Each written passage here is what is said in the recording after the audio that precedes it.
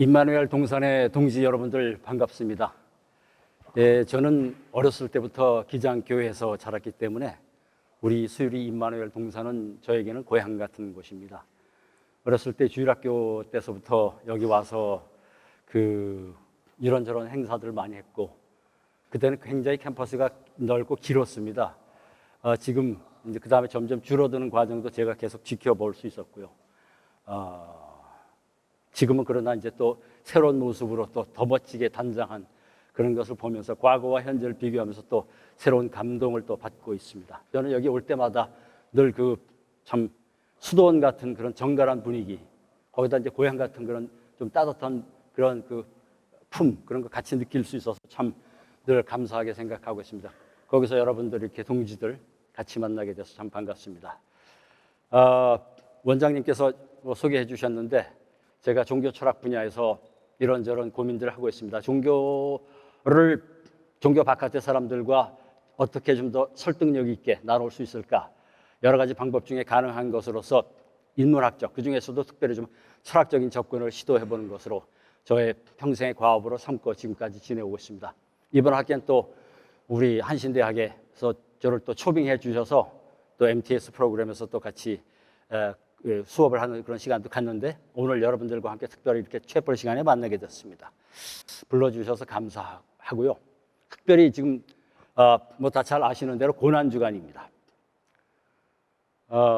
내일은 예수님이 제자들의 발을 씻기시는 날이고, 그렇죠? 그 다음에 이제 곧 십자가에 달리시고 빠른 속도의 진행이 일어나죠. 네. 그래서 고난주간에 특별히 저를 불러주신 뜻이 무엇일까 생각하다가 그런 문제를 좀 다루기로 했습니다. 무슨 문제인가? 제목을 제가 이제 이렇게 보게 되면 제목을 좀 띄워주실 수 있으실까요? 네. 와 위하여를 넘어서 이렇게 제목을 붙였습니다. 고난주간과 어떤 관계가 있을까 생각하실 수도 있을 것 같은데 이 문제를 다루고자 합니다. 고통. 네.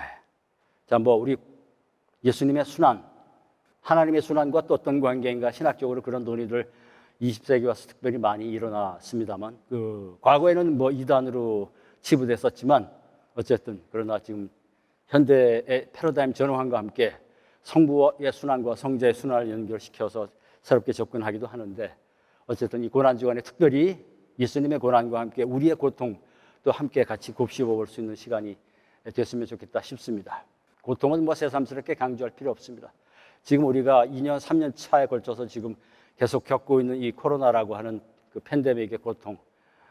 지금 사실 치명률이 0.12, 13 이러니까 대수롭지 않게 보일지 모르지만 당하는 사람은 그냥 그저 100%일 수밖에 없고요. 위중증 사망 같은 경우 더더욱 그렇습니다. 치명률이 낮아 보이지만 그것은 확진자가 왕창 늘어나다 보니까 낮아 보이는 것이지 실제로는 그건 착시 현상일 수 있습니다. 실제로 겪고 있는 많은 이웃들 여러분들을 보시게 되면 결코 간단히 생각할 수 없을 것입니다. 또 눈을 들어 바깥을 보게 되면 전쟁이 벌어지고 있습니다. 끔찍한 일인데 민간인 학살까지 지금 전해져 오고 있어서 저희들 참 안타까운 심정, 어떻게 손을 써야 될지 참 안타까운 그런 마음을 금할 길이 없습니다. 고통은 크고 작은 그런 형태로 작게는 우리 정말 바로 이웃에서 나에게서 또 눈을 들어보면 사회로 국가로 국제관계로 인간 세상이 그렇습니다. 그래서 이 문제를 우리 고난주간에 특별히 좀 같이 좀 나눠보고 싶습니다. 그런데 제가 오늘 여러분들과 함께 같이 나누고 싶은 것은 그것을 겪는 것이 어렵고 힘들어요. 그런데 거기에 대해서 오해를 하니까 그것이 더 우리의 고통을 더더욱 가중시킨다. 이런 문제의식을 가지고 이것을 어떻게 좀 드러내고 그 다음에 어떻게 좀 풀어볼 수 있을까 그런 목적을 가지고 우리의 현실에서 조금 살펴보고 그 다음에 예수님의 새로운 해석, 새로운 주장 그 다음에 예수님 자신의 고난까지 좀 연결시켜서 좀 살펴보려고 합니다. 주어진 시간은 짧은데 제가 욕심이 좀 아직도 많다 보니까 많은 것을 담았는데 어떻게 밀어붙여야 될지 열심히 좀 한번 달려보겠습니다. 조금 이제 가다가 속도가 빨라지더라도 양해해 주시기 바라겠고요. 자, 그래서 지금 말씀드린 대로 그런 오해를 풀어낸 것으로 우리 삶의 지혜를 좀 도모해 봅시다. 그게 오늘 저의 제안입니다. 고통의 현실은 조금 아까 말씀드렸던 대로 크고 작은 여러 가지 일들이 벌어집니다. 일찍이 종교도 이 문제를 씨름했죠. 생직고라고 말하는 불가의 이야기는 말할 것도 없습니다. 생로병사 이야기도 있고 미운 것과 만나고 사랑하는 것과 헤어지고 구하는 바를 얻지 못하는 것은 괴로움이다. 자, 이 괴로움을 쭉 열거했습니다. 미운 것과 만나는 것, 그다음에 사랑하는 것과 헤어지는 것, 이 둘 중에 어떤 것이 더 괴로울까요? 여러분들의 경험에 따라서 아마 그 괴로움의 그 저울질이 좀 달라질 수도 있을 것 같은데, 자, 어쨌든 그렇습니다. 사도 바울도 모든 피조물들이 다 신음하고 있다. 그 진통 소리를 듣고 있다. 네, 과연 사도의 귀입니다. 피조물의 신음 소리를 듣고 있습니다. 예. 자, 고통이란 무엇인가? 뭐 자세히 얘기하자면 여러 가지로 풀 수 있겠습니다만, 우리 그냥 몸에 생겨먹은 꼴 가지고서 봤을 때 육체와 정신으로 갈라질 수 없지만 굳이 쪼개 보자면 그렇습니다. 그렇죠? 그래서 육체적 통증이라고 하는 것도 있고 정신적인 고뇌 뭐 이런 것들 등등 있을 수 있습니다. 뭐 종류를 굳이 열거하자면 뭐 이렇게만 되겠습니까? 아마 쭉 좀 펼쳐볼 수 있을 것 같고요.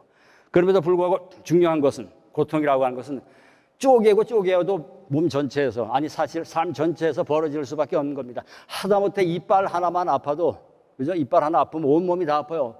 그 이빨이 나한테 우주입니다. 우주. 그래서 이빨이 해결이 되면 그 우주가 사실 텅 빈 충만이 돼요. 그 여러분들 다 공감하실 거예요. 그러니까 이 고통이라고 하는 것은 쪼개어서 될 수 있는 일이 아니고 통째로 나를 집어삼키는 것일 수밖에 없습니다. 그리고 고통 중에 고통, 최대 고통은 뭐 당연히, 그렇죠? 그 죽음 사건, 뭐 말할 것도 없고, 뭐 십자가가 그것과의 씨름이라고 해도 과언이 아니겠죠. 자, 그렇다면 왜 고통을 당하는가? 아프리카 오지의 의사이신 분이 또 선교를 하기 위해서 가셨어요. 이분이 이제 가가지고는 진료를 보고 있는데 어떤 아주머니가 자기 아이를 들쳐업고 뛰어왔습니다. 뛰어왔고 헐레벌떡 뛰어와서 의사 선생님께 물었습니다. 선생님, 제 아이가 왜 열이 펄펄 끓어서 죽을 지경이 되었습니까? 그랬더니 그 선교사 의사이신 분이 대답했습니다. 네, 말라리아 모기에 물려서 그렇습니다. 아니 사실 이 아주머니가 그걸 모르겠습니까? 그런데 의사도 그렇게밖에 대답할 수 없어요. 그랬는데 이 어머니는 그 대답에 만족할 수 없었죠. 아니 그게 아니고 왜 하필이면, 여기서 이제 왜가 나옵니다. 왜 하필이면 내 아이가 그렇게 죽을 지경이 되었습니까? 현상 자체를 묻는 것이 아니라 현상의 근거, 이유, 뿌리를 묻는 거죠. 왜라고 하는 게 그런 이제 근거 물음 아니겠습니까? 왜를 묻게 되면 간단하지 않죠. 네. 결국 우리는 자, 남들이 고통을 당하게 되면 위로하고 동정을 해줍니다. 나쁜 건 아니에요. 잘못된 건 아닙니다. 지극히 자연스러운 인지상정입니다. 그런데 나에게 고통이 오면 어떻게 되느냐. 진짜 이거는 이제 위로와 동정이 아니라 절규가 되죠. 문구의 절규처럼. 절규. 그래서 이 왜라고 하는 것이 정말 나에게 연결이 되게 되면 엄청 양파 껍질을 벗기듯이 해결이 되지 않은 채로 계속 파고들 수밖에 없게 됩니다. 자, 그렇다면 우리가 물음을 이제 좀 본격적으로 물어보겠습니다. 왜 고통당하는가? 왜라고 하면 이제 이유를 묻는 거죠. 이유. 네. 이유라고 하면 뭐 여러 가지로 생각할 수 있습니다만 뭐 복잡다단한 것들을 줄이고 추리면 이제 원인 때문에, 어떤 원인 때문에. 오늘 이제 제목에 앞부분에 나오는 때문에가 여기에 등장합니다. 네? 원인 때문에. 무슨 원인 때문이겠습니까? 고통이란 건 싫어하는 거잖아. 나쁜 거잖아. 그러니까 나쁜 원인이 있어서 나쁜 원인 때문에 벌어지는 나쁜 결과야. 이렇게 되죠. 그러니까 죄 때문에 받는 벌로서 고통당한다. 이건 뭐 사실은 뭐 유태교 구약 성서는 말할 것도 없고 우리 동양의 그죠 인과응보 사상 뭐 당연히 이제 이런 틀 아닙니까? 그런가 하면 또 목적을 위하여 또 있습니다. 오늘 제목에 그래서 때문에 또 있고 위하여도 있는데 결국 넘어서자는 주장까지 가는 것이겠습니다만, 자, 목적을 위하여 또 있습니다. 그건 뭡니까? 더 좋은 걸 위해서야.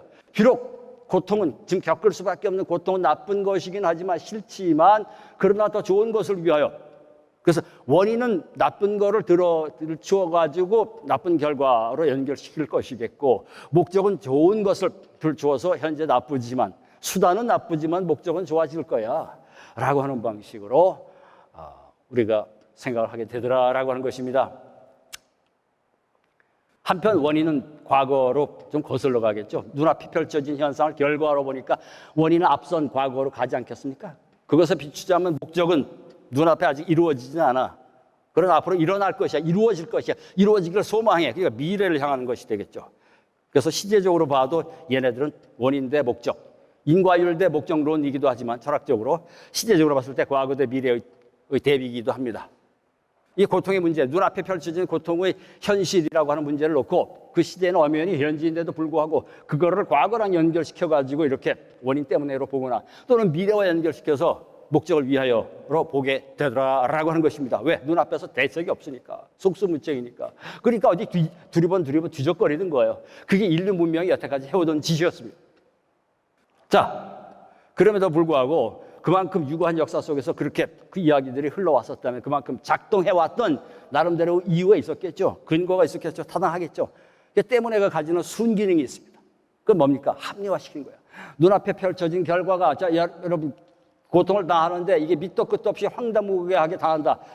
얼마나 억울해요. 쟤는 잘 나가는데 왜 나는 아무 이유도 없이 고통당해. 이런 절규들 우리 주위에 얼마나 많습니까?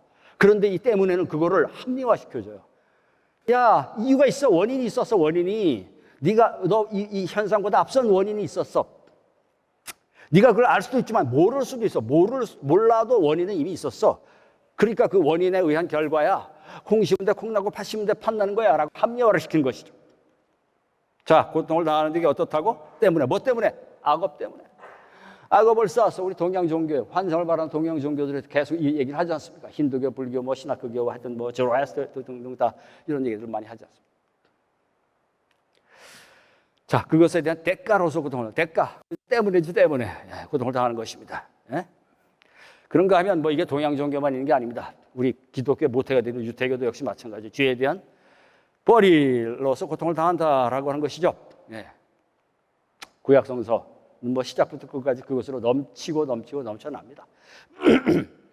심지어 현재의 상태를 결과로 보고 앞선 원인으로 거슬러 올라가려고 그러는데 맹점이 있어. 태어나면서부터 당하는 고통이 어떻게 된 거지? 야, 앞선 원인이 나쁜 원인이 죄를 지어서 악업을 쌓고 그 다음에 벌을 받아서 고통인데 태어나면서부터 당하는 고통 얼마나 많습니까? 선천적 고통 얼마나 많아요. 근데 그 문제에 대해서도 이 때문에가 가만히 있질 않죠. 뭐라고 설명합니까? 선천적 고통조차도 전생. 이거 뭐 환생 이야기하면서 야, 네가 태어날 때는 뭐 그냥 뭐 밑도 끝도 없이 순수하게 태어난 줄 알아? 다 전생에 다 그만큼 쌓은 게 있다 보니까 현생이 지금 그렇게 시작부터 고통인 거야. 전생 악업에 대한 대가라고 설명. 이게 뭐 운명 숙명론을 넘어서 갖고 뭐 아주 그냥 끝없는 저주죠, 사실은. 그런가 하면 또 구약 성서에 우리 많이 볼 수 있는 게 조상의 죄에 대한 벌이. 아비가 야훼를 잘 경외하면 자손 대대로 풍성하게 복을 누리지만 야훼 뜻을 거스르면 어떻게 돼요? 3대 이르기까지. 그죠? 벌을 받으리라. 이게 연좌 죄를 세습이 되는 거예요. 조상의 죄에 대한 벌로. 여기도 역시. 그러니까 다 악업 때문에, 죄 때문에 당하는 고통이다라고 합니다. 자, 여기 그림에, 사진에 여러분 아시죠? 태어날 때서부터 팔도 없고 다리도 없어. 근데 이 닉 부이치치가 팔도 없는데 허그를 말해요. 무엇일까요? 그죠? 팔도 없는데 허그를 말해.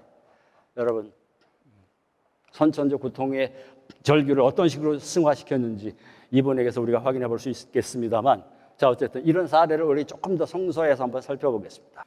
욥기에 보니까 뭐 여러분 잘 아시죠? 죄 없이 망한 이가 어디 있으며 마음을 바로 쓰고 비명에 죽은 이가 어디 있는가? 야, 이거 엘리바스가 지금 욥에게 와서 살살 비아냥거리면서 거봐, 너 분명히 원인이 있었어. 네가 모르지 뭐 악에서 멀리 떠나 순전한 자라고 웃기지 마라. 지금 이러고 있는 거잖아요. 근데 우리 이런 비주얼 놓고 우리 굉장히 참 사실은 심각해집니다. 진짜 길 가다가 비명 행사를 하게 되면, 그죠? 주위에 그런 사람이 있을 때 우리도 모르는 사이에 그 앞에다가 면전에다 대놓고 지르지는 않지만, 그러나 분명히 돌아서서 계속 그렇게 생각하죠. 저 분명히 필시 무슨 나쁜 원인이 있었어. 뭔가 저 질렀어. 죄 지었어. 악업 쌓았어. 나에게 그런 일이 혹시라도 닥치게 될 때에도 우리가 평소에 이런 관념을 그냥 계속 누적되어 왔었기 때문에 내 스스로에 대해서도 또 그렇게 생각해요. 내가 혹시 뭔 일이 벌어진 거 아닌가? 예? 정말 이 문제 갖고 열심히 씨름씨름 하는데, 이제 제자 중에 한 사람은 장가를 갔는데 애를 막 계속 자꾸 이렇게 유산 하는 거야. 3번을 유산해. 그럴 때 어느 날 와가지고 저한테 와서 펑펑 울면서 얘기를 하더라고. 아무리 이걸 극복하려고 애를 써도 정말 이 문제를 안 생각할 수가 없을 것 같습니다라고 막 거의 자포자기하는 심정으로 이 얘기를 하더라고요.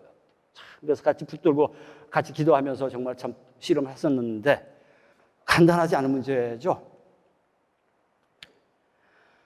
그런데 사실 원인과 결과대로 세상이 딱딱 잘 맞춰 굴러가지는 않죠.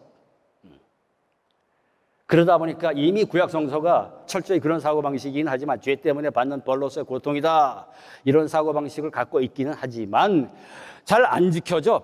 죄 지었으면 벌 받아야 되는데 그러지 않아. 그래서 절규하죠. 하박국에서 뭐라고 해?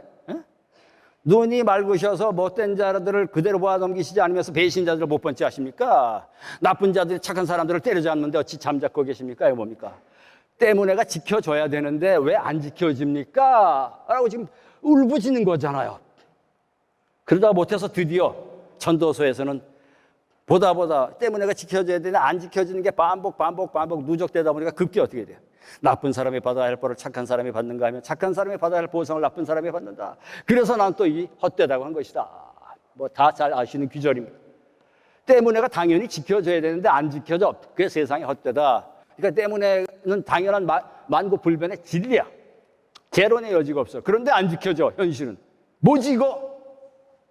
이러고 있는 거죠. 그죠? 근데 이것도 역시 철저히 때문에를 신봉한 거죠. 구약 성서가 철저히 이런 사고방식. 그래서 그 절규에 대한 해결책이 또 등장했습니다. 자, 여러분 다 잘 아시는 대로, 그죠? 이 성탄절, 대림절 때만 되면 등장하는 규절입니다. 제2사에서 나오죠. 그 고난받는 종 말씀입니다. 그래서 마지막에 보면 그 몸에 채찍을 맞음으로 우리를 성하게 해주었고 몸에 상처를 입음으로 우리의 병을 고쳐줬구나. 뭡니까 이게? 대신 고통다. 대신. 그죠? 때문에가 안 지켜지는 거를 설명하려니까 확장을 시켜. 어떻게 확장시켜? 죄 진 놈이 벌 받아야 되는데 의인이 대신 벌을 받아. 지금 대리적 고통. 이게 더 발전해서 어떻게까지 가느냐? 신약으로 넘어오니까 우리를 구원하려고 죽으셨다. 죄 많은 사람들이 절망에 빠져 있을 때 죄 때문에 나오죠. 그 다음에 그리스도께서는 당신의 때가 이르러서 우리를 구원하시려고, 구원을 위하여, 때문에하고 위하여 다 나와요 여기. 자, 오늘 성서에 이 로마서에서 인용했는데 다 나와. 제가 근데 오늘 감히 지금 때문에와 위하여를 넘어서자라고 지금 말하고 있습니다. 자, 성서 규절 놓고 이거 어떻게 읽어야 될 건가라고 하는 거죠. 자 보십시다. 이 대속적 고통이죠. 대리를 거쳐서 대속에까지 이르렀습니다. 구약 성서에 끝자락에 대리가 선포되더니 신약에 와서 그것이 급기야 대속으로 한 번 더 점프하면서 이게 이제 기독교의 포기할 수 없는 핵심적인 복음으로 등장했죠. 근데 이 모두 다 사실은 다 때문에죠. 때문에 원칙을 철저히 지키는 겁니다.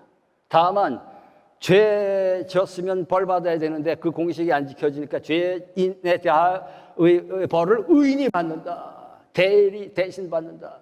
심지어 그 대신은 그분일 경우 성육신 대신 그 사건이 대리를 하게 되면 대속의 의미까지 지니게 된다. 철저히 때문에죠. 예수의 제자들도 그렇게 물었습니다. 요한복음 9장 1절에 보니까, 그죠? 2절에까지. 태어날 때부터 시각장애자야. 누구의 죄 때문입니까? 자기의 죄 때문입니까? 부모의 죄 때문입니까? 때문이다, 때문에. 뭐 성경의 번역은 이리저리 되지만 사실 내용적으로 다 때문이 아닙니까? 자기의 죄 때문입니까? 부모의 죄 때문입니까? 여기 부모의 죄 나오잖아요. 뭡니까? 벌써 그래서 유태교가 가지고 있는 조상의 죄에 대한 후손으로 연좌저적인 세습으로 이어지는 벌, 그 사고방식이 깊이 젖어 있으니까 당연히 제자들은 예수에게 이렇게 물을 수밖에 없었어요.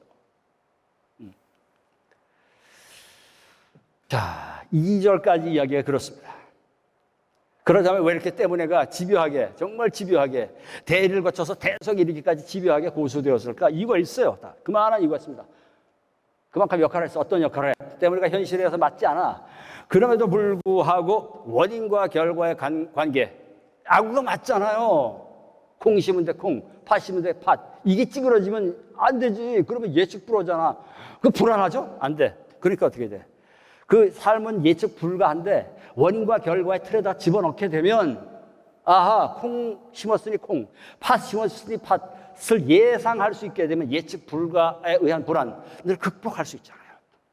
그래서 이렇게 때문에가 원인과 결과 사이를 이어주는 인과 유리, 그렇게 철저하게 신봉되었던 겁니다. 동양 종교 말할 것도 없고 유태교도 그렇고 유태교 경전을 기독교 경전으로 사용하고 있는 기독교 전통에서도 예수님의 말씀에도 불구하고 엄청난 꽤 큰 비중을 아직도 차지하고 우리를 강박적으로 짓누르고 있어.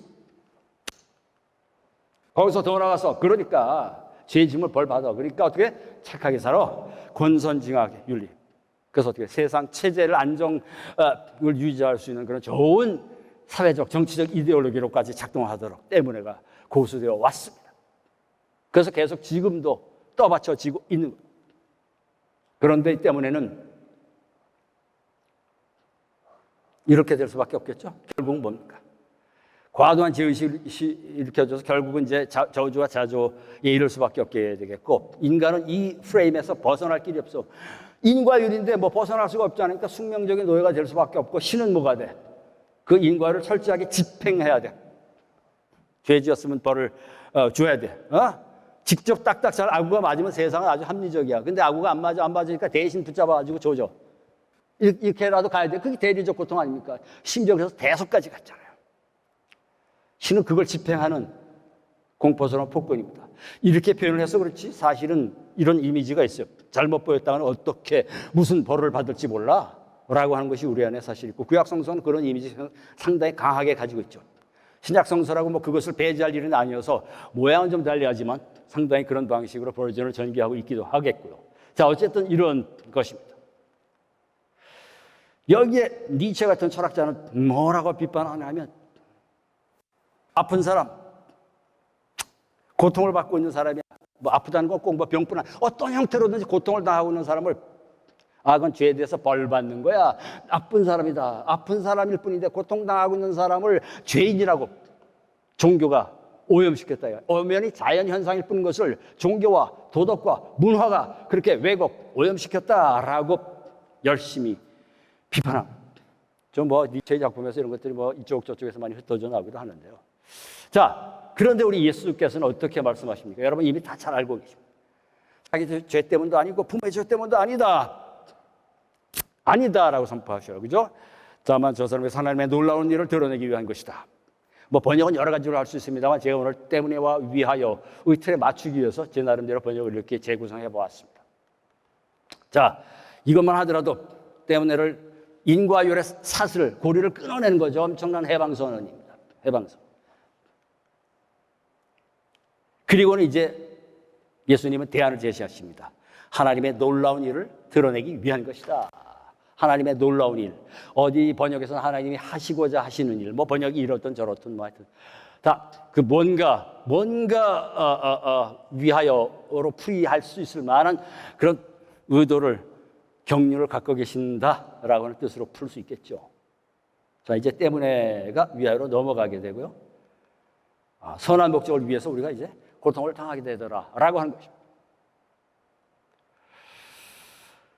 위하여는 당연히 아까 때문에가 합리화시키는 순기능이 있었다면 위하여는 이제 위로하는 순기능이 있어요. 당연히 위하여. 야, 지금 우리가 피할 길이 없이 고통을 당하긴 하지만 물론 이건 싫고 나쁜 거야. 그러나 더 좋은 것을 이루기 위해서 좋은 것을 주시려고 우리 주위에 이런 얘기 굉장히 많죠. 좋은 것을 주시려고. 뭐 고통당하고 있을 때 하나님이 더 좋은 것으로 갚아주시려고 지금 이렇게 시련을 주시는가 보다. 참 뭐 위로하는 뜻이 있어요. 뭐 그게 나쁜 건 아닙니다. 나쁜 건 아닙니다. 그런데 맹점이, 어떤 맹점이? 자, 그 맹점 한번 같이 볼까요? 이제. 선한 목적을 위하여 수단으로서 고통을 당하게 돼요. 그래서 더 좋은 일이 벌어질 것인데 그건 미래잖아, 미래. 나중에 좋은 일이 있을 거야. 그래서 현재는 고통을 당해야 돼. 그래서 이 위하여라고 하는 것은, 그죠? 목적. 그건 어차피 미래에 이루어질 일이에요. 근데 여기에 좋으면 좋은데, 그렇게 되면 좋은데, 아니면, 이제 아니면 이게 간단하지 않죠? 어떻게 아니면 벌어진가? 고통이 수단인데 어떤 수단이 되냐? 허울 좋은 수단이 되고, 인간이 오히려 수단으로 바뀌면서 훨씬 더 고상한 목적, 그걸 띄우고는 그 다음에 이걸로 현재의 고통을 감내해라. 어디가 많이 써먹겠습니까? 가진 자가 못 가진 자를 체제 유지를 위해서 끌고 갈 때 지금 너 고통을 당하지. 좋은 세상 올 거야. 네가 죽기 전에 오면 좋고 혹시 그렇지 않으면 죽어서라도 올 수 있어. 그러니까 기다려. 유토피아 뭐 사상에 다 그런 거 아닙니까?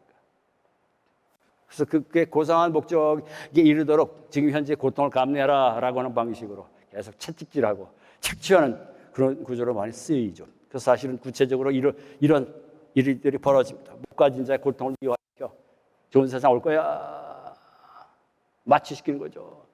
이게 종교에서도 이런 논리가 그대로 작동을 해요. 그래서 어떻게 돼? 죽기 전에 뭐 좋은 세상 오면 좋지만 혹시 아니라고 하더라도 영생이니까 우리는 내세 좋은 세상 만날 것이야. 그때 보상을 받아. 결국 문제는 보장 없이 무책임한 희망을 살포할 수도 있어요. 역사적으로 종교가 이렇게 작동해왔다고 얼마나 많은 비판을 받습니까? 특별히 현대의 시대 정신을 새롭게 열어준 의심의 대가들이라고 불리우는 포일바하, 막스, 니체, 프로이트 이런 양반들은 전부 다 그죠? 종교에 대해서 그렇게 철저하게 그죠? 이 종교를 투사로, 아편으로, 환상으로, 우상으로 다 비판하지 않았습니까? 무책임한 희망살포. 현대에는 그런 기라성 같은 사자우들을 통과하고 넘어왔는데 교회가, 기독교가 이것을 적극적으로 받아들여서 이를 승화시키고 넘어서야 될 텐데 이걸 비껴서 돌아가. 그러다 보니까 어떻게 됩니까? 현대에 업데이트되지 못하고 설득력이 점점 줄어든 가운데 가라앉아가고 있어요. 안타깝습니다. 사실은 그들이 반종교의 언어를 선포했지만 그것이야말로 종교가 조금 더 진면목으로 재구성될 수 있는 절호의 기회입니다. 그런 점에서 그들을 예언자로 삼을 수도 있었을 텐데 그런 기회를 놓치고 비껴 돌아가는 우회 길로 오히려 나락으로 떨어지고 있지 않는가 하는 그런 안타까움을 피할 길이 없습니다. 우리 여기 지금 우리 임마누엘 동산에 모이신 우리들은 정말 그것과 진지하게 대면한 그런 성숙한 용기를 가지고 이걸 관통해낸 그런 좀 지혜를 같이 도모해야 되지 않겠나 싶습니다. 자, 앞에 두 말씀을 정리해 봅니다. 때문에는 나쁜 원인이 있었어요. 악업이 됐든 죄가 됐든 그것을 인해서 나쁜 결과로 벌을 받는 겁니다. 그게 고통입니다. 한편으로는 합리화시켜 순기능이야. 황당무계가 아니라 악어가 맞아. 그런데 그것은 꼼짝달싹할 수 없이 정죄가 되고 저주가 됩니다. 위하여는 현재 당하고 있는 고통이라고 하는 것을 나쁜 수단으로 보면서 그러나 좋은 목적이 이루어질 것이야 라고 하죠. 위로하는 기능이 분명히 있어요. 그러나 보장은 없습니다. 미래의 보상에 대한 보장은 없어요. 무책임한 희망살포일 수도 있습니다. 기만일 수도 있어요. 그러니까 다 양면적이죠. 합리화하면서 저주하기도 하고 또 위로하면서 기만하기도 하고 양면적이야. 우리가 한쪽 면만 보면서 그렇게 작동하고 세상이 그렇게 굴러가면 뭐 괜찮은데 아니고 이면이 많아요. 그 이면의 경험들이 누적이 되면서 결국은 분출하는 겁니다. 예. 이 비등점 끓기 전까지는 부글부글하지만 끓는 순간 물이 액체가 기체가 되죠. 폭발하잖아요. 그리고 사실 실제의 문명사는 그것의 폭발 과정을 계속 거쳐왔어요. 다음 단계로 계속 전진하는 겁니다. 어떻게 가야 될 건가 고민하는 거죠. 저도 그래서 고민하는데 자, 이 대목에서 우리 박완서 씨 여러분 뭐 다 잘 아신 몇 년 전에 돌아가신 분인데 한국의 대표적 수필가 아닙니까? 그분이 자전적 소설을 썼습니다. 아들을 잃어서 26살짜리 장대한 아들을 갑작스럽게 의료사고로 잃었습니다. 잃고는 절규를 하는 그 뜻으로 자전적 수필을 썼는데 캐톨릭 신자요, 캐톨릭 미사에 한 말씀만 하소서라고 하는 그런 문구가 있습니다. 그 제목의 책으로 써서 자신의 절규를 읊어댔습니다. 하느님께서는 의인을 먼저 데려가신다는 예수쟁이들의 상투적 위로는 딱 질색이었다. 의인을 먼저 데려가신다. 이거 위하여입니다. 세상은 지저분하고 더러워. 그래서 하나님이 더 좋은 곳에 쓰시기 위하여 그를 좋게 인도하시기 위하여 이거 위하여야 해당하는 거예요. 위에 노란 건 위하여야 해당하는 거예요. 내 아들은 물론 의인도 아니었지만 만약 그런 소리를 조금이라도 믿어야 한다면 세상에 어느 애미가 자식에게 정의나 도덕을 가르칠 수 있단 말인가? 하기에 그런 말 잘하는 사람일수록 여러분 이거 우리 많이 경험할 거예요. 돌아서서 저 옆에 내는 무슨 죄를 얼마나 많이 지었길래 이거 죄 때문이잖아. 위에 거는 위하여고요. 아래 거는 때문에요. 왜 아들을 앞세웠을까 하고 애미의 죄를 묻기에 급급하리라. 오래전의 사건들이고 제가 이걸 관심하는 긴 세월 동안에 벌어서 많은 일이 있어요. 삼풍백화점 무너지고 성수대교 무너지고 오래전 얘기죠. 여러분 기억이 없으시죠? 대구 지하철 3사는 기억하시나요? 그것도 오래전이죠. 뭐 최근 지금 내일 모레 3일 후면 세월호 8주기입니다. 이 엄청난 대규모의 비극적인 사건들마다 늘 교회에서 이런저런 버전들이 나와요. 뭐라고 나와? 대구 지하철 대구에 있는 친구가 지하철 역사에 들어가가지고 벽을 봤더니 벽이 새까맣게 탔는데 거기에 각종 교회에서 와가지고 현수막을 걸었대요. 뭐라고? 화장터의 열보다 더 뜨겁게 그 지하철 소재 때문에 더 뜨겁게 불타 죽은 그 많은 사람들이 그런 현장에 뭐 수거 정리가 됐겠지만 거기 벽사에 새까맣게 탄 벽사에 죄를 회개하고 구원받읍시다. 교회. 참 정말 끔찍한 얘기죠. 그 현장을 놓고 그런 문구를 갖다 걸었어요. 철저히 때문에와 위하여의 사고방식. 때문에가 물론 더 강하게 작동하고 있는 문구였지만, 그죠? 그것이 사회로부터 교회가 지탄받을 수밖에 없고 한 걸 더 가중시키는 그런 작태 아닙니까? 자, 이분도 개인적인 경험을 갖고 이런 절규를 했어요. 자, 그렇다면 도대체 어떻게 해야 될까요? 사실 여러분, 이거 차분히 조목조목 좀 단계를 밟아가야 지금 이 패러다임 시프트를 좀 우리가 좀 더 공감을 가지고 설득력 있게 공유할 수 있을 텐데, 짧은 시간에 이 전환을 움직이려니까 여러분들과 함께 좀 사실 좀 빠른 속도로 좀 진행하는 면이 없지 않아 있어서 안타깝긴 합니다만, 여러분 그러나 영특하시니까 여러분들 같이 함께 잘 뛸 수 있으리라고 생각합니다. 자, 어떻게 해야 될까요? 때문에와 위하여. 반대 방향으로 가는데 그러나 그런 맹점들이 있어. 자, 어떻게 해야 될까요? 제3의. 자, 그럼 물음을 바꿔서 묻자. 제가 제안한 겁니다. 아까 처음에 왜 고통당하는가라는 물음을 물었어요. 그죠? 거기서부터 바꿔가지고 어떻게, 자, 왜에서 어떻게로 전환시키는 겁니다. 왜는 이유를 묻는 물음입니다. 그렇죠? 그건 원인 대 목적으로 갈라졌습니다. 그렇죠? 때문에는 과거로, 위하여는 미래로 향해 갑니다. 즉 현재를 외면하고 이리로 저리로 돌리는 그런 기법을 사실 사용하고 있어요. 그런데 어떻게로 물음을 바꾸게 되면 이제는 더 이상 이유를 묻는 것이 아니라 방법을 묻는 그런 물음으로 전환하는 거죠. 그렇게 되면 원인이나 목적으로 가는 것이 아니라 현실로 갑니다. 원인의 시제는 과거고 목적의 시제는 미래지만 현실의 시제는 엄연히 당연히 현재일 수밖에 없어요. 그럼 현재는 뭘 할 것인가? 현재는 뭘 할 것인가? 더 이상 때문에로도 풀어질 수 없습니다. 위하여 가지고도 안 됩니다. 다 나름대로 타당성이 없지는 않아. 합리화하고 위로하고. 그럼에도 불구하고 그런 맹점이 있어. 그렇다면 어떻게 해야 돼? 어떻게 해야 돼? 자, 그래서 여기서 제가 더불어를 제안드립니다. 그러나 더불어가 뜬금없는 이야기가 아니라 오늘 예수님의 이 순환중앙과 관련해서 마지막 말씀을 우리가 좀 추리자면 잘 연결될 수 있으리라고 보는데요. 그렇게 해서 일단 이 대목에서 더불어를 여러분들에게 제안드립니다. 때문에와 위하여를 넘어서서 더불어로. 자, 더불어는 당연히 공동체적인 연대를 뜻합니다. 때문에나 위하여는 사실은 남에 대해서, 남을 향해서 던지는 언어입니다. 비명행사하면 엘리바스가 여백에 말한 것처럼 자, 봐, 마음을 제대로 쓰고 비명해 주거니가 어디 있어? 너 분명히 이유가 있는 거야, 당연히. 남을 향해서. 근데 이게 나에 대해서는 절규하지만 나에 대해서는 그것을 정당화시킬 다른 노래를 갖고 있지 않아요. 그러니까 어쩌다가 혹 내가 당하게 되면, 내 가까운 사람이 당하게 되면 사실은 늘 남을 향해서 손가락질을 하면서 써먹었던 이 언어, 이 이념밖에 없어. 그래서 그걸 또 다시 자기 자신에게 들이대요. 그러니까 또 이 강박이 되는 거야. 예수님이 풀어주셨는데도 참 우리 아직도 구약성서 두께가 너무 두꺼워서 그런가? 제가 구약성서를 블레임하는 건 아니고 하여튼 그게 다 나름대로 이 토대 위에 신약성서가 그렇게 의미를 짓고 약속의 예언과 성취, 우리 관계 속에서 우리가 그렇게 읽어야 되는 그런 맥락 속에서 다시 봐야 될 일이지만 어쨌든 그것이 너무 우리에게 큰 비중으로 자리를 차지하고 있더라, 그런 얘기죠. 자, 거기에 대해서 이 더불어는 어떤 것입니까? 네, 이제 나와 남이 경계를 깨고 만나지 않으면 안 되는 일입니다. 때문에와 위하여고 남을 향해서 손가락질하고 달리 대책이 없어서 나에게도 그것을 들이대는 그런 강박의 이념으로 작동했다면 이제 더불어는 경계를 어떤 식으로 허물을까를 고민하는 것입니다. 더불어가 요구하는 전환인데요. 이제 대상에서 상대로 전환입니다. 대상에서 상대로. 오늘 제가 드리고 싶은 얘기의 핵심일 수 있습니다. 첫 번째 핵심이고 두 번째 핵심은 마지막 부분에 나오는데 제가 시계표를 봐가면서 열심히 잘 맞추도록 하겠습니다. 자, 대상에서 상대. 한글로는 글자만 뒤집었습니다. 근데 이제 한자를 보니까 대자는 똑같은데 상자가 다르죠. 대상에서 대는 마주할 때 모양상, 마주해서 잡아낸 모양입니다. 근데 상대는 서로 마주합니다. 위에 상은 모양상이고 아래 상은 서로상이야. 뭐 어떻게 달라? 글자가 뒤집어서 어떻게 달라? 대상은요, 마주해서 잡아낸 모양이야. 지금 전철 원장님이 앞에 계시면 저하고 3m 떨어져 있어요.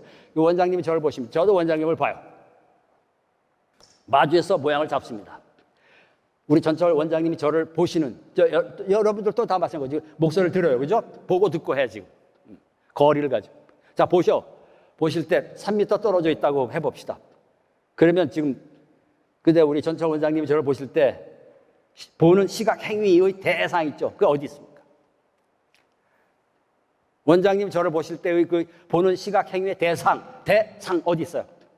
대했고 상은 어디 있어요? 상이 여기 있나요? 상은 전철 원장님의 눈에 망막에 가서 맺혀 있습니다. 여러분 다 마찬가지예요. 제 소리 듣는 여러분 고막 마찬가지입니다.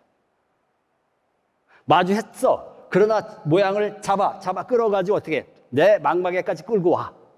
그래서 망막에 와서 상이 맺혀져야 돼. 안 맺혀지니까 어떻게 돼? 렌즈 끼고 뭐 수정체 조절하고 온갖 거 다 하는 거잖아요. 아무리 거기 있어도 내가 마주해도 모양을 잡아갖고 나한테 와서 여기 껍질을 착지시키지 않으면 나는 상을 맺을 수 없어. 볼 수 없는 거야. 고막에 와서 진동하지 않으면 들을 수 없는 거야. 아무리 큰 소리가 또 울려 퍼져도. 지구가 돌아가는 소리 엄청 어떤 소리인지 모르겠는데 우리 못 듣잖아. 우리 가청 주파수를 넘어서기 때문에 못 들어. 그것 들으면 우리 뭐 아무 커뮤니케이션도 못 할 거야. 제가 무슨 말씀을 드리려고 하느냐. 마주해서 잡아낸 모양이 저쪽에 있지 않고 나한테 있어요. 시각행위의 주체가 대상을 갖고 있습니다. 청각행위의 주체가 대상을 갖고 있어요. 자, 그럼 근데 어떤 일이 벌어지느냐. 마주해서 잡아낸 모양이 우리 원장님의 망막에 있으면, 자, 여기서부터 정지현의 상이 지금 이 빛을 타고 매지를 타고서 날아가서 원장님 망막에 도달했어. 3m 떨어져 있어. 그럼 얼마나 걸려? 빛이 1초에 30만 킬로미터를 가. 그죠? 3억 미터에 공이 8개입니다. 근데 3m 떨어져 있어. 그건 뭐야? 여기서 저까지 가는데 3억 분의 3초, 1억 분의 1초, 억 분의 1초가 걸려요. 억 분의 1초를 인간이 뭐 감지할 수 없기 때문에 뭐 그냥 동시라고 생각하지만 사실은 굳이 나노 기술을 적용시키면 분명히 차이가 있는 겁니다. 그죠? 억분의 1초야. 공 8개밖에 안 돼. 공 23개도 붙이는 판에 8개는 뭐 엄청나게 긴 거죠. 즉, 억분의 1초 전에 여기서 떠나가지고 원장님의 망막에 맺혀져서 억분의 1초 후에 맺혀져가지고 그 상을 원장님은 보고, 아, 정재현이구나 라고 하는 거예요. 저 앞에 없지 않고 있을 뿐 아니라 포유류 동물이구나, 인간인 것 같으네, 뭐라고 떠드네, 뭐 이러는 거예요. 그죠? 억분의 1초 전에 것입니다. 더 이상 지금 것이 아니에요. 태양빛이 8분 19초 걸려서 우리 지구상에 도달한다잖아요. 그죠? 그럼 태양이 없어져도 가정적으로 8분 19초 동안 우리는 태양을 볼 수 있습니다. 대상이라는 게 그런 겁니다. 즉 내가 갖고 있는 거예요. 주체가 갖고 있는 거예요. 즉 주체가 주무르는 겁니다. 대상은 주체가 마주해서 잡아낸 모양은 내가 주무르는 거야. 이 안에서 여러분 눈의 상태에 따라서 사실 잡아내는 모양들이 달라져요. 하루 종일 컴퓨터 작업하고 나서 피곤한 눈으로 보는 것과, 그죠? 깊은 숙면을 취하고 땅 떠서 보는 맑은 눈과 보는 것이 다르잖아요. 특히 멀리 보는 것이 보는 것이 고양인지 호랑인지 잘 구별해야지. 생사가 오락가락 수 있는 것인데 그 눈 상태에 따라 달라지잖아요. 여러분 고막은 훨씬 더합니다. 소리는 1초에 340m가 그냥 300m라고 잡으면, 아까 빛은 1초에 1억 미터 가는데 3억 미터 가는데 소리는 1초에 300m가. 여러분 제 소리를 저기 스피커를 통해서 이제 들으시겠지. 그랬을 때 스피커와 여러분들 사이 거리, 뭐 그 정도 거리에 또 차이가 있겠죠. 그러니까 또 300m, 300분의 1초, 3m씩 떨어졌으면 300분의 3초, 100분의 1초 사이 차이가 있어. 아까 억분의 1초보다 훨씬 더 큰 차이가 있어요. 제가 무슨 얘기를 드리려고 하느냐. 대상이라고 하는 게 마주해서 잡아낸 모양을 내가 내 안에 갖고 들어와서 망막 껍질에, 고막 껍질에만 있는 게 아니라 그 안으로 끌고 들어와. 시신경, 청신경. 그 안에 들어서 내가 주물러. 내재화시켜. 주체 안으로 내재화시켜. 주체 내재화. 즉 대상화예요. 조금 어렵게 표현을 쓰면. 그럴 때 어떻게? 그냥 자동 기계적으로 하는 것 같지만 내 취향대로, 내 성격대로, 내 성향대로요. 내 원하는 대로, 내 듣고 싶은 대로 들어. 여러분 제 얘기 들으면서 지금 여러분들 듣고 싶은 대로 들을 거예요. 여러분들 지금 앉아 계신데 오늘 정지현이 뭐라고 그랬어요? 여러분 버전 아마 각양각색일 겁니다. 다 자기 취향과 듣는 조율 주파수가 있잖아요. 그게 대상입니다. 즉 내가 내 방식대로, 내가 필요한 대로, 내가 원하는 대로 한다는 거죠. 거기에 대해서 상대는 서로 마주합니다. 그러니까 대상에는 남이라는 게 남으로 남아있지 않아요. 나로 만들어버린 거야. 나의 것으로 만들어버려요. 대상은 그런 겁니다. 그러니까 상대라고 하는 것은 서로 마주함이야. 마주하는데 서로 마주하는 거야. 내가 모양을 잡는 게 아니야. 모양을 잡으려고 하면 끝없이 빠져나가서 또 다른 서로의 모습으로 끝없이 나에게 들이닥치는 거예요. 그게 상입니다. 서로 상입니다. 상대 이쁜 표현이지만 그러나 현실은 그렇게 이쁘기만 한 것은 아니야. 그것이 나를 불편하게도 불안하게도 힘들게도 할 수도 있어요. 그 모든 가능성이 열려져 있는 것이 상대입니다. 근데 우리는 남을 그렇게 만나는 것을 굉장히 힘들어요. 싫어해요. 그래서 끝없이 대상화시킵니다. 관건은 대상화시키면서 끝없이 아전인수로 자기 존대로 주물렀던 것이라면 그게 그 사고방식에서 때문에와 위하여가 나왔어요. 그렇다면 이제 더불어라고 하는 것은 상대, 불편할지라도 불안을 야기할지라도 그 가능성이 열려져 있어. 왜? 내가 남을 대상화시키면 나는 뭐 가만히 있어? 남들은 가만히 있냐? 남들은 바보야? 남들도 나를 대상화시켜. 서로가 서로를 대상화시켜. 자기 안으로 끌고 들어와서 주물러가지고 너 이런 놈이지 저런 놈이지 하면 어떻게 되겠어? 서로 다 소외가 벌어지는 거야. 상호 소외요. 대상은 상호 소외일 수밖에 없어. 이걸 깨기 위해서는 상대, 서로 마주하며 서로 표현은 이쁜데 발음도 이쁜데 그러나 그것은 어떻게 다르게 나올지 내의 테두리를 벗어나서 어떻게 나올지 모르는 가능성이 열려져 있는 그런 것이거든요. 상대. 자, 그게 더불어의 뜻입니다. 더불어도 표현도 참 이쁘죠. 그러나 상대도 그렇죠. 그러나 현실은 그런 거. 자, 이제 이 더불어의 윤리는 남에게 정죄 보장 없이 위로하지 않고 나에게 그것을 끝없이 죄의식의 강박이나 또는 허상에 좋은 일이 있을 거야 라고 자학을 하지 않는다라고 하는 것이죠.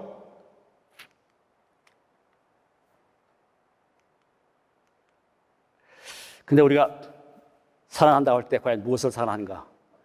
아우구스티누스의 질문이기도 한데요. 우리는 상대를 사랑하기보다는 대상을 알고 싶어 합니다. 더 분명히 말하면 상대가 자신을 어떻게 생각하고 있는지를 알고 싶은 겁니다. 좀 더 분명하게 말하면 자신만을 사랑하고 있는 것입니다. 그런데 자기만을 사랑하는 것은 자가당착일 수밖에 없습니다. 왜냐하면 사람 인생은 자기 자신만으로 완성되도록 만들어져 있지 않기 때문입니다. 따라서 고통과 죽음에서 어느 누구도 예외가 아니니까 결국 우리는 더불어올 수밖에 없습니다. 영어 표현에 우리가 잘 아는 대로 suffering from도 있고 suffering for도 있지만 이렇게 갈 일이 아니라 suffering with 그저 더불어죠. 네. 시간 관계에서 이걸 길게 얘기할 수 없습니다.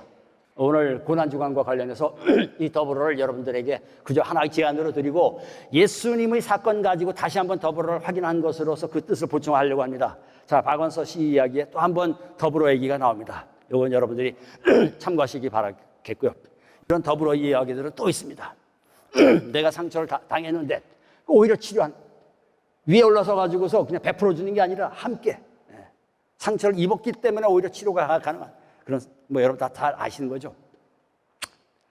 자, 남은 문제 이게 우리 고난주간에 함께 살필 마지막 이야기입니다. 남은 문제 뭡니까? 예수의 선언으로 되돌아보겠습니다. 하나님의 놀라운 일을 드러내기 위한 것이다가 있습니다. 이 위하여 물어봐야 돼.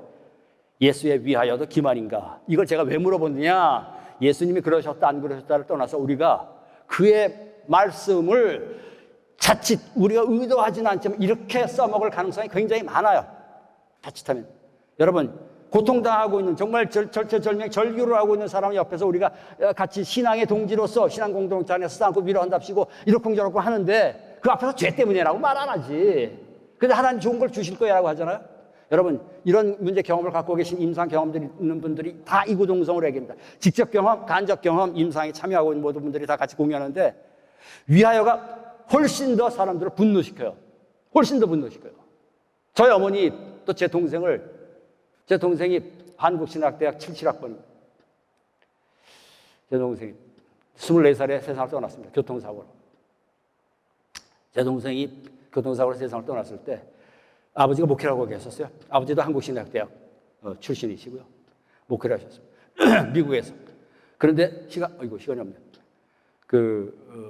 하셨는데 그런 가정의 비극이 벌어졌는데 권사님이 오셔가지고 하나님이 좋은 데 쓰시기 위해서 데려가신 것 같습니다. 목사님이 더 훌륭한 목회를 하시도록 하나님이 데려가신 것 같습니다. 아니, 아버지 목사가 훌륭한 목회를 하도록 아들을 데리고 가. 하나님이야. 그게 하나님이래. 하나님이 그렇게 하셨대. 이런 잔인한 하나님이 세상에. 그러니까 위하여가 위로한다고 하는데 그게 인간을 기만할 뿐 아니라 하나님마저도 모독하는, 왜곡하는 일이 벌어지잖아요. 우리는 의도하지 않았었는데 결과가 그렇게 돼. 그 이 문을 안 물을 수 없어. 우리가 자칫하면 이걸 기만의 결과가 벌어지도록 사용할 수도 있더라 이거야. 이런 문제를 우리가 살펴야 돼. 그 하나님이 이 일을 하시기 위해서 인간에게 고통을 주는 건가? 응? 그 희롱이란 말까지 나오잖아요. 진짜 시각장애 예전에 태어나게 했다가 고쳐줌으로써 능력을 보여준다? 그거냐? 아니라면 뭘까요? 병 주고 약 주고 하는 것처럼 계속 들려. 우리가 의도는 그렇게 안 하지만 결과가 그렇게 되고 듣는 사람이 그렇게 되고 어떤 거냐? 하나님이 하시려는 일, 놀라운 일을 드러내기 위한 것이다. 이 말씀을 제가 이제 풀어봅니다. 자, 하나님이 하시려는 일, 이건 예수 자신에 대한 언급이다. 놀라운 일을 드러내기 위한 것이다. 그래서 제가 이제 이걸 이렇게 풀어보겠습니다. 어떻게 풀어보느냐? 저 사람과 더불어 하나님께서 놀라운 일을 드러내고자 하신다. 그 근거는 히브리서에서 가져옵니다. 친히 고난을 받으시고 죽음을 당하셨기에 고통당하는 사람들을 도와주실 수 있습니다. 함께 하시는 거죠. 함께 하시는 거죠. 그 예수 자신의 사건, 그걸 가리켜서 그걸 드러내고자 하시는 거다. 드러내기 위하여가 아니라 그걸 드러내고자 하시는 것이다. 위하여는 나중에 일어날 일이야. 제가 그래서 시제를 계속 말씀드렸어요. 과거 아니면 미래. 미래로 끌고 간단 말이야. 그러니까 현재를 유보시키는 거지. 그러니까 현재 겪어. 딴짓하지 마. 딴 생각하지 마. 라고 하는 그런 이 체제 유지의 이야기란 말이야. 그걸 깨고 지금 히브리서를 가지고 그것을 현재로 끌고 와. 동시화시키는 겁니다. 자, 더불어라고 하는 것은 사람을 만드실 때 불어넣으신 루아흐라고 하는 입김. 자, 다른 건 다 그냥 말씀으로 탁탁 던지듯이 지으셔서. 그런데 인간은 형상대로 만드시고 모자라서 입김까지. 입김이라는 건 커뮤니케이션이에요. 커뮤니케이션. 인터 커뮤니케이션. 거기다가 구약성서가 루아흐로 시작한 다음에 신약성서는 마태복음에 딱 나오니까 신약성서 뭐로 나와요? 임마누엘. 임마누엘 동사. 그죠? 하나님 우리와 함께 하신다. 구약성서 천지 창조에서 함께 하시는 그런 역사. 신약성서에서 우리와 함께 하시기 위해서 사람이 되어 오신 사건, 전부 함께 하신다는 겁니다. 그죠? 만일 슈퍼맨 구출처럼 싹 들고 갈 것 같으면 하나님이 말씀으로 얼마든지 할 수 있어요. 말씀으로 창조하셨는데 그런 구원 왜 못 하십니까? 거기다가 사람이 되시지 않아도 돼. 거기다가 죽으시지 않아도 돼. 거기다가 십자가이어야 할 이유는 더더욱 없어. 자, 우리 십자가 이 주간과 함께 이걸 한번 생각해보자 이런 얘기입니다. 구원을 위해서, 우리의 구원을 위해서 십자가, 그 너무 종교적 이기주의 아닙니까? 그런 식의 구원이라면 그냥 말씀으로 하실 수 있는데 사람 안 돼도 되고 안 죽어도 되고 십자가 죽더라도 안락사로 죽으실 수도 있잖아. 근데 십자가 이유가 뭐죠 도대체? 뭘까요? 더불어로 풀자는 겁니다. 무슨 얘기냐? 가장 비참하고 가장 잔인하고 가장 억울한 죽음.